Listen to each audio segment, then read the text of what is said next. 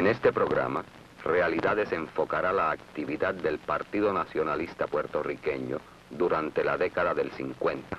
El 1 de noviembre de 1950, dos nacionalistas puertorriqueños, Griselio Torresola y Oscar Collazo, tirotearon la Casa Blair, residencia del presidente Truman en Washington. Este ataque era parte de la revolución proindependencia que se desarrollaba en la isla. El 1 de marzo de 1954, 4 nacionalistas puertorriqueños tirotearon el Congreso de los Estados Unidos para llevar a un nivel internacional la lucha por la liberación del pueblo puertorriqueño. Los medios de comunicación de los Estados Unidos presentaron los incidentes como actos de fanáticos o criminales. Estos dos ataques armados constituyen para los nacionalistas acciones de valor y sacrificio supremo por parte de patriotas.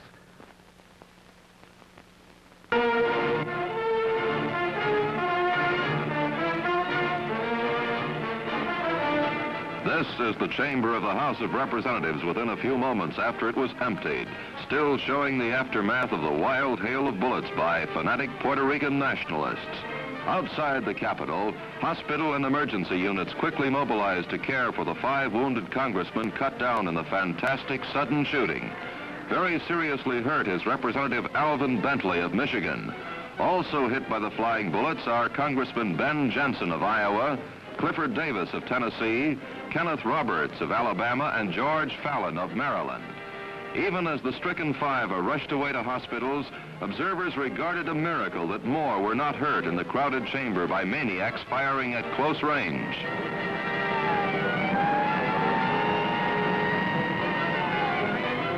Under heavy guard are the would-be assassins, Mrs. Lolita Lebrun, who boldly claims she's instigator of the murder plot. Seized with her in the visitors' gallery, Andrew Cordero.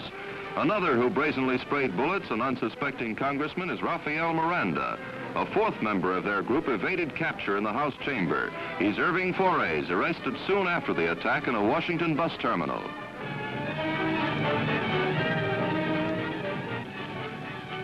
Mr. Gandhi, do you agree that the way to gain independence for Puerto Rico is to go around shooting American congressmen? The nationalist movement of Puerto Rico is a movement that for many than 25 years has been demanding in all international congresses and all international bodies the recognition of independence of Puerto Rico. Did you shoot to kill or to wound? Did you shoot to kill the persons in the Congress? Not to kill. What was the purpose of this shooting? The purpose of the shooting was in a clamor of freedom for my country. Well, miss, can you tell us whose idea this was? Not that. It's my idea and our idea, the 4 of us idea. How long were you in planning this, sir? Can you tell us? I saw it. I don't know. It's not too necessary to answer to my country. To gain something from my country, I saw that not necessary to answer. Are you sorry that you shot these 5 congressmen? I'm not sorry of what I did. I'm not sorry. How about you, Miss LeBron? I am not sorry. What'd you say, miss? I'm not sorry to come and ask freedom for my country any place.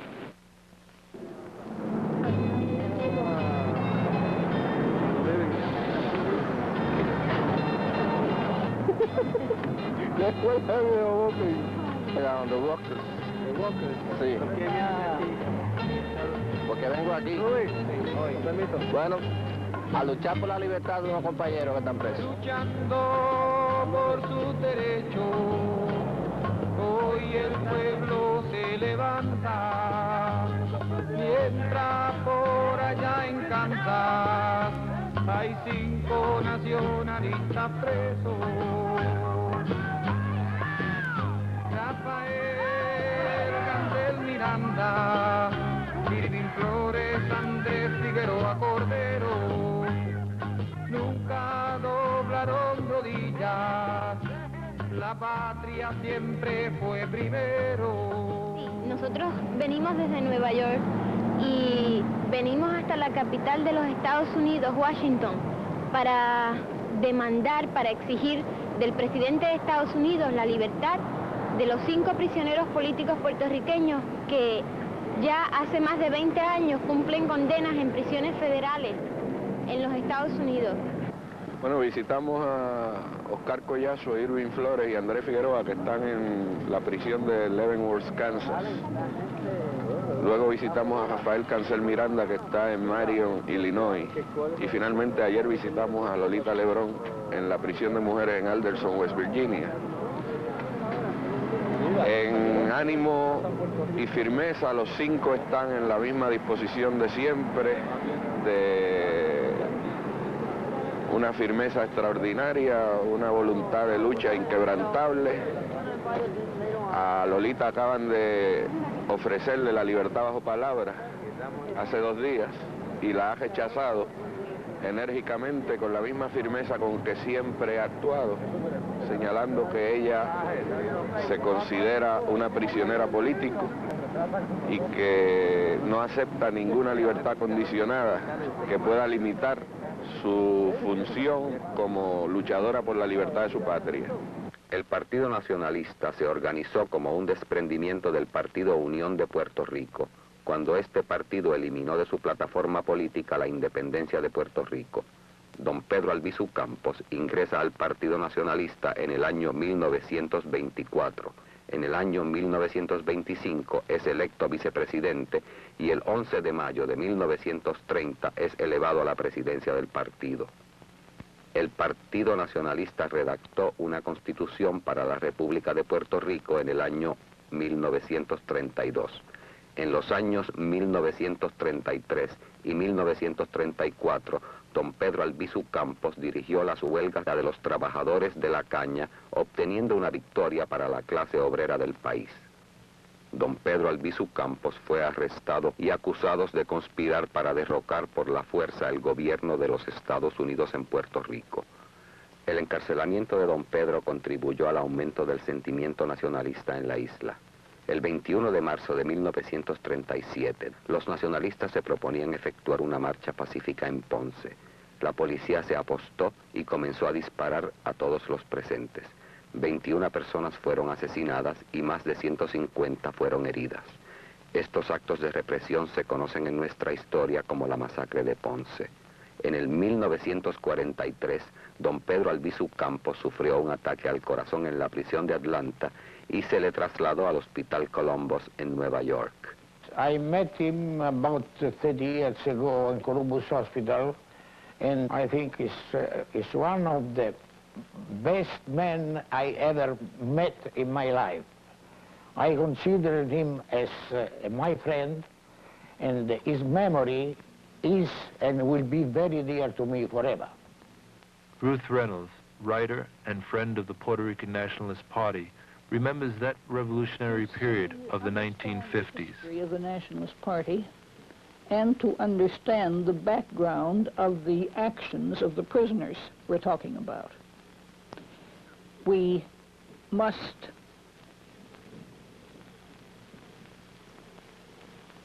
see the interaction of Puerto Rican patriots and the action of the United States government.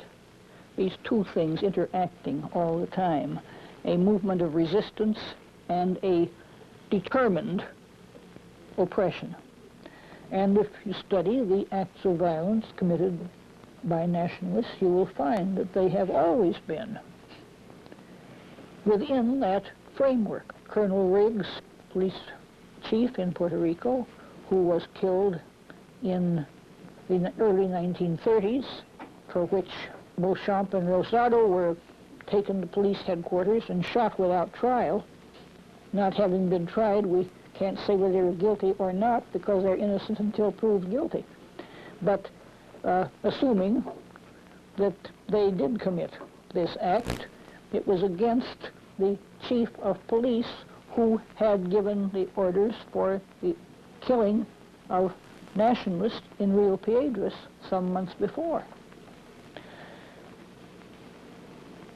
Resistance against the police who had been ordered to annihilate the Puerto Rican Nationalist Party, to liquidate it, and if necessary, to assassinate its leadership. An attack on the home of President Truman, who had sent Lewis Johnson to Puerto Rico to order the liquidation of the Nationalist Party and the assassination of its leadership. And finally, in 1954, an attack on the United States Congress, which must be considered responsible for whatever happens in Puerto Rico because it has usurped Puerto Rico's control over itself.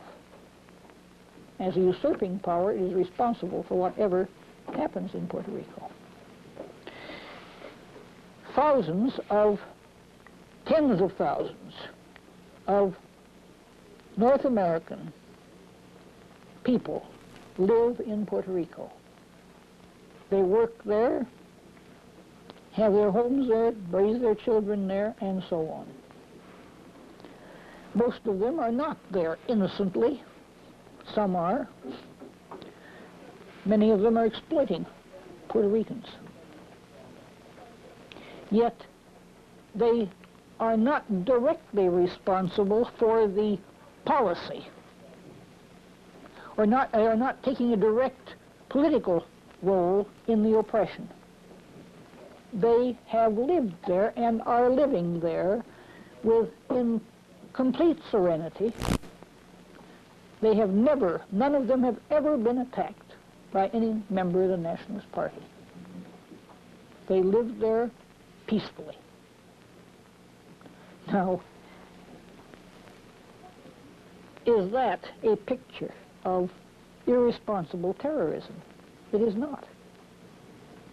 It is a picture of people who consider it dishonorable not to reply when attacked. El día 30 de octubre de 1950 estalla la revolución en Puerto Rico. En Jayuya, otros nacionalistas toman el pueblo y proclaman allí la Segunda República de Puerto Rico. En Arecibo, José Antonio Cruz Colón, Manuel Méndez Gandía y otros asaltan el cuartel de la policía para obtener las armas que allí se almacenaban. En Utuado, otro grupo intentan ocupar el cuartel de la policía. En Naranjito ocurren encuentros armados. Mientras tanto, en San Juan, don Pedro Albizu Campos estaba rodeado por la policía en su residencia. A otros 4 nacionalistas les correspondía ocupar la fortaleza, pero la policía ya estaba alerta y los esperaba.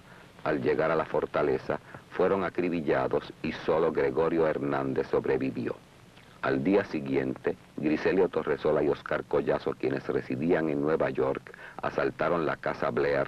En este acto muere Griselio Torresola y es gravemente herido Oscar Collazo.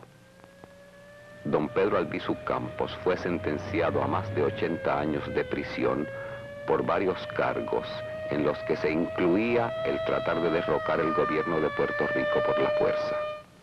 El 25 de marzo de 1956, don Pedro sufrió un derrame cerebral y fue trasladado al Hospital Presbiteriano en San Juan. Luego de convalecer por corto tiempo, fue nuevamente encarcelado. Debido a su delicado estado de salud, fue indultado y trasladado a una residencia privada en noviembre de 1964. El día 21 de abril de 1965, el patricio puertorriqueño murió en San Juan.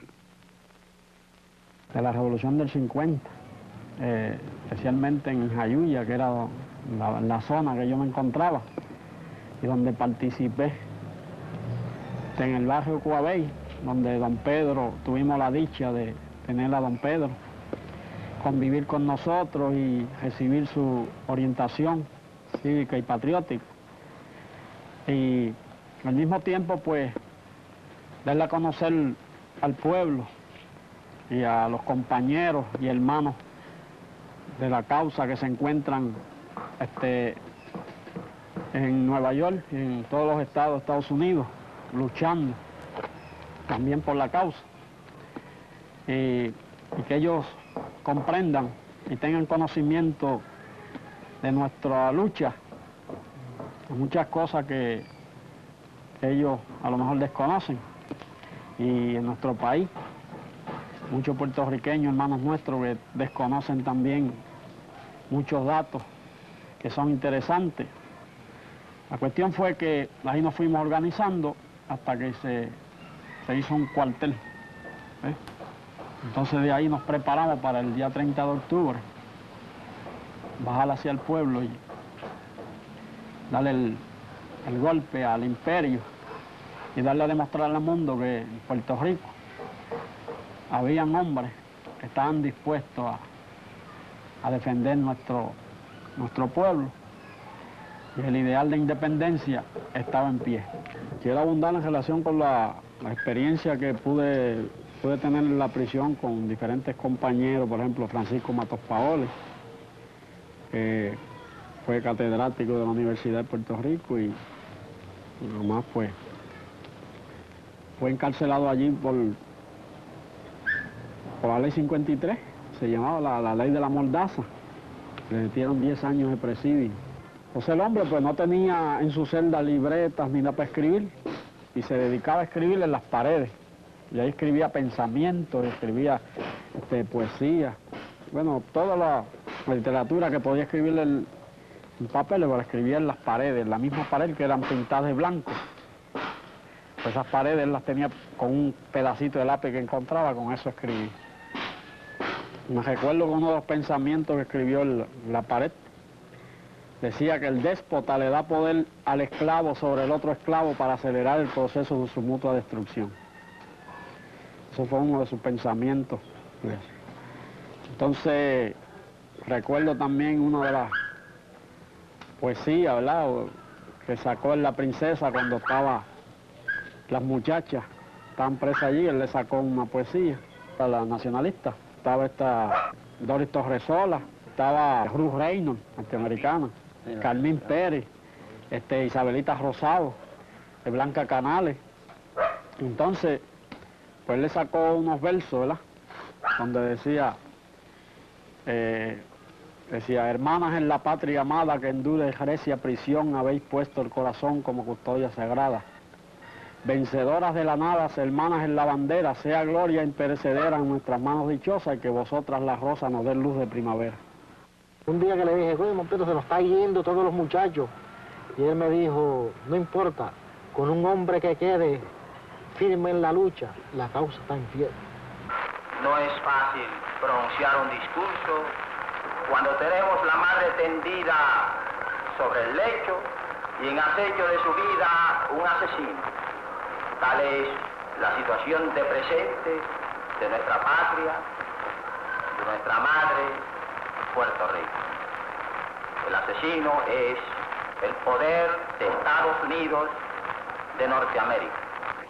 Bueno, yo voy a empezar de qué motivó la lucha y lo que nos llevó a actuar en 1950. Y puedo empezar por un acto que se celebró en Fajardo, donde la policía intervino drásticamente y persiguió y arrestó a un grupo de nuestros compañeros que estaban en un acto de Don Pedro. El motivo fue el asunto de un cohete que se estaba tirando y un compañero tuvo que dejarlo tener en sus manos porque un grupo de muchachos lo aguantaba. Fue lo principal del motivo de que nosotros después actuáramos, porque ellos fueron arrestados. Después de arrestar a nuestros compañeros, el gobierno dio órdenes de allanar todas las casas de los nacionalistas y meterlos presos por la ley 53, la ley 600 que nombraban ellos, una ley que le dice la ley de la mordaza. Entonces a nosotros nos decidimos actuar, hacerle ver al imperio que estábamos dispuestos a ir presos sin hacer nada. Eso fue lo que nos motivó a nosotros en los 50 dar el golpe que dimos.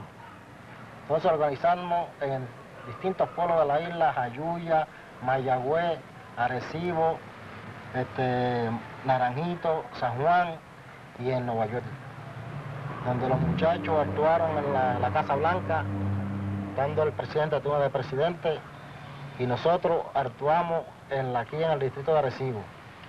los muchachos, el compañero que es de Jayuya actuó en el pueblo de Jayuya. Entonces los de Ponce actuaron allá. Entonces nosotros, en ese momento, el comandante en jefe era Tomás López de Victoria, que fue fallecido hace poco en la ciudad de Nueva York, hace como 2 semanas, era el comandante en jefe. Entonces, don Pedro se encontraba recluido en su casa en la calle del Cristo, San Juan, donde fue arrestado después del golpe de la fortaleza, donde actuaron un grupo de compañeros y lo maltrataron, lo sacaron con bombas lacrimógenas en brazos y después trataron de echarle fango a la causa, donde decían que don Pedro se había rendido, cosa que no era cierto, porque después uno de los oficiales de la policía explicó lo que había sucedido. Don Pedro en ningún momento se rindió. Entonces, a nosotros nos arrestaron, usaron la Guardia Nacional en ese momento, no podían usar la policía porque la policía no podía con nosotros, por mejor dicho. La policía no podía hacernos frente a nosotros, entonces el gobierno de Puerto Rico le pidió autorización al gobierno de Washington para usar la Guardia Nacional. El gobierno de Washington le autorizó al gobernador Muñoz Marín usar la Guardia Nacional para capturarnos a nosotros vivos o muertos. Nosotros atacamos a la Casa Blanca, tanto Griselio Torresola como Oscar Collazo, para hacerle ver al imperialismo yanqui que los puertorriqueños estaban dispuestos a llevar la lucha a la misma Casa Blanca, donde el presidente, para que supiera que estábamos luchando por la independencia de Puerto Rico. De mi parte, quiero hacer un llamamiento al pueblo puertorriqueño que se mantenga de pie y siga la lucha de la liberación de nuestros hermanos puertorriqueños, Lolita Lebrón, Cancel Miranda, Cordero y demás compañeros, y que no solamente por la libertad de nuestros compañeros, sino también por la liberación de la independencia y el socialismo en Puerto Rico. One of the last things that the ex-Governor Ferrer did while he was in office was the release of 4 nationalist political prisoners. What is your administration's position on? Well, I'm going to take a look at this in Puerto Rico. I understand that Governor Ferrer freed the last of the prisoners that were in our prisons here. I'll take a look at it, but I understand that's the situation. So there are no political prisoners at this moment in Puerto Rico. Those that are prisoners now are in federal prisons in the United States. And with regards to those, even though we have no jurisdiction, we would, like to see a similar policy followed in the States. I think that there's considerable support here for the release of these prisoners. O sea, yo de Lolita Lebrón no sabía mucho. Y recuerdo que después de tantos años interna en un colegio, una monja vino un día y me dijo que los padres de las compañeras de trabajo se oponían a que yo siguiera en ese colegio. Ese era el colegio de la Inmaculada de Manatí. Y entonces yo conocí los tíos Lebrones míos que vinieron a buscarme y me fui con ellos. Cuando sucedió el caso de mi papá, el 1 de noviembre de 1950, yo tenía 15 años. Yo llegaba de la escuela esa tarde y por unos periodistas que me llamaron del periódico El Diario fue que yo supe lo que había sucedido en Washington. Ya yo había sido alertada porque yo sabía que en Puerto Rico había una revolución y yo conocía las actividades de mi padre, yo sabía que él era nacionalista y que en alguna forma él iba a tratar de ayudar a sus compañeros acá en la isla. Yo no sabía en aquel momento exactamente lo que había sucedido en Washington, pero días después, cuando tuve ocasión de visitar a mi padre allá en Washington, supe, y por los periódicos y por el juicio, por las cosas que él dijo, pues supe lo que había pasado, ¿verdad? Él y Griselio, tratando de llevar el caso de Puerto Rico ante el tapete mundial, habían decidido hacer una demostración frente a la residencia del presidente de los Estados Unidos, el presidente Truman, en el tiroteo que hubo murió Griselio, resultó herido mi padre, el cual fue más tarde acusado de atentar contra la vida del presidente y enjuiciado y hallado culpable y sentenciado a morir en la silla eléctrica. Si algún día yo fuera una prisionera política y me tocara escribirle a mis hijos, simplemente le diría lo que dijo mi padre cuando lo sentenciaron a morir en la silla eléctrica. La última carta que me escribió cuando se suponía que lo mataran a él en el 52, antes de la conmutación de la sentencia, que dijo: no llores por mí cuando me muera, porque para mí la muerte significa verdadera libertad. O sea, si no podemos ser libres, pues es preferible estar muertos si no sabemos luchar por nuestra libertad.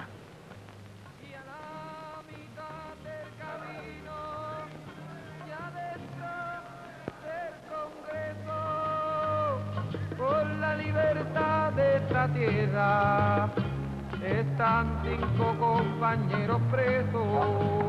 Hermano, pues para cantar consigna para seguida.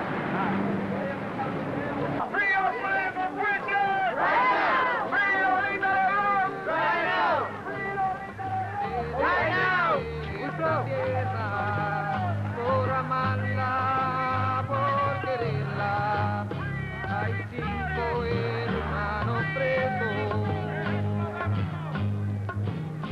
Son revolucionarios, que el yanqui les ha dado la vida, y ellos son lágrima viva en el corazón de este pueblo. Lolita Lebrón, nuestra madre, Don Pedro, nuestro maestro, por la libertad de esta tierra está Oscar Collazo preso.